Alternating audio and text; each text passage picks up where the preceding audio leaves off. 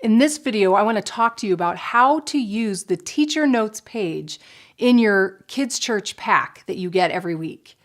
This is really important because we've designed the pack and the teacher's notes to be a very clear, easy, and concise way for you to lead and to feel confident how to lead a lesson in your kids' church experience. We divided it into 3 main sections to make it easy for you. We have the overview section, we have the classroom agenda section, and then we have the teacher tips. And each section is really important for you to prepare and to lead in your classroom experience.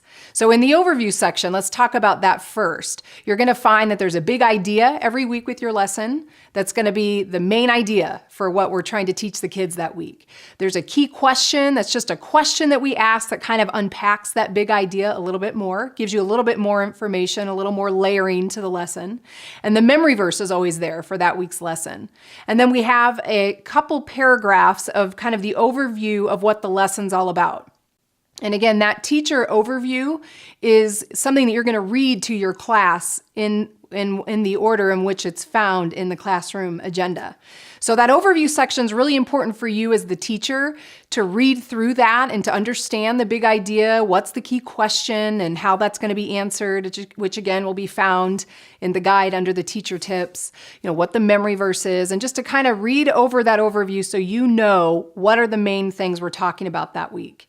So when you look then to the next section in that classroom agenda, this is important too because it gives you the order of service, so to speak. It tells you what activity to do and when, and it's in a certain order for a reason.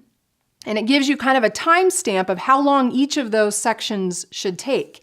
And you're going to notice in the classroom agenda that you start with an activity that's kind of something good for kids to do while kids are getting checked in. Families come late sometimes. So instead of going right into the lesson experience and being interrupted during that time, that first 10 minutes of class is kind of a warm-up question with an activity page to keep kids busy and get them thinking about what they're going to learn that day. And then you go over your big idea and the key question and your memory verse, and then you're going to transition to the large group space. And that's for a lot of, depending on how your church structure works, you might leave your classroom and go to a large group space. And that's about 20 minutes of your time. So that's important for you to know kind of the flow of how that classroom agenda works.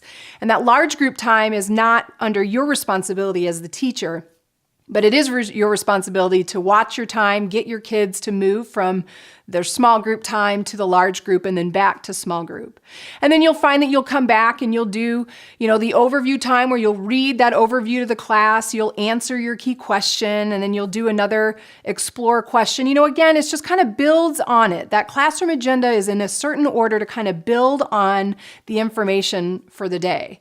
And then you close with a question that kind of ties it together and spend some time praying as a class. So that's what the classroom agenda is about. And then you'll notice on the right side then of the page is what's called the teacher tips. And this is important for you as the teacher, that we have arrows that point to the tips that we provide for you as the teacher to the section it applies to. So for example, when it comes to answering your key question, in your tip section is going to be the way we want you to answer it.